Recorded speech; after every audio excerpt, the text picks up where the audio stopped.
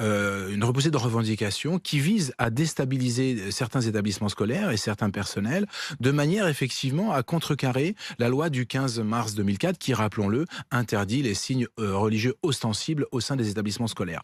Vous publiez ce livre, La jeunesse française, l'école et la République, aux éditions de l'Observatoire. Et la raison pour laquelle j'ai voulu vous entendre ce matin, c'est votre regard global, mais à partir de faits. Ils se multiplient en France, mais il y en a un en particulier vendredi qui a retenu notre attention.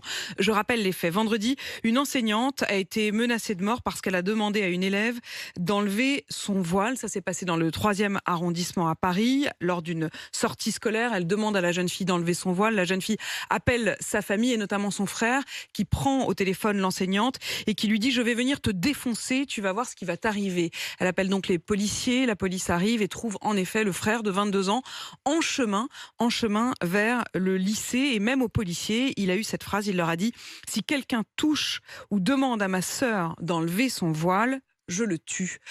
La professeure aujourd'hui est menacée. Est-ce que ce genre de situation, vous les entendez en France?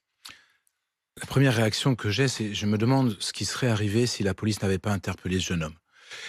Et le pire serait peut-être arrivé au regard de la détermination, finalement, que l'on constate chez ce jeune homme. Dans mon livre, je fais état d'une montée des revendications de type, disent les sociologues, absolutiste. Absolutiste, c'est-à-dire de jeunes qui ont une vision religieuse absolument indépassable. Alors évidemment, ils sont loin d'être la majorité, mais ils sont là, ils existent, et ils sont quand même de plus en plus nombreux. C'est-à-dire que pour eux, la religion les structure complètement, et ils sont incapables d'accepter le moindre compromis sur ces questions-là. Et je crois que cette jeune fille et donc son frère sont dans ce cas-là. Ce qui s'est passé, on a interrogé, mes confrères du Parisien aujourd'hui disent avoir interrogé notamment des professeurs de ce lycée qui disent on se sent assez démunis parce qu'on nous dit qu'il ne faut pas faire de vagues. En fait, quelle est la solitude de ces professeurs? Est-ce qu'aujourd'hui, faire respecter la loi c'est, elle est claire, hein, c'est l'interdiction de tout port religieux et notamment du voile, non seulement dans l'enceinte de l'établissement, mais aussi lors des sorties scolaires. Est-ce que cette loi, au fond, elle est appliquée un peu au cas par cas et que vous vous retrouvez, vous, professeurs, chacun assez seul sur votre manière de l'appliquer et donc seul face aux élèves? Alors, je ne crois pas que la loi soit appliquée au cas par cas. La loi est appliquée sur l'ensemble du territoire de la République.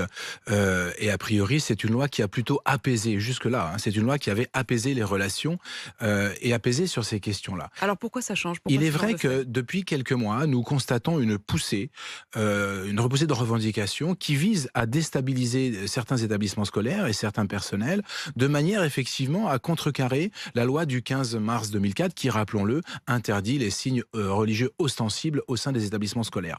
Donc il y a là clairement, hein, une volonté, et on le retrouve sur les réseaux sociaux, on le retrouve dans des défis TikTok par exemple, où on demande à des C'est une jeunes... sorte de défi aujourd'hui, défier Oui, l'autorité, oui. défier la loi, défier le professeur? Si j'en crois ce que nous pouvons voir sur TikTok, par exemple, c'est le cas. C'est-à-dire, prenez-vous en photo, prenez des selfies à l'intérieur de l'établissement, en train de porter un voile ou en train de faire une prière. Évidemment, ce qui n'est pas possible au sein de l'école républicaine laïque. Donc, il y a là une manière de remettre en cause et de bousculer la loi du 15 mars 2004 et de bousculer l'institution.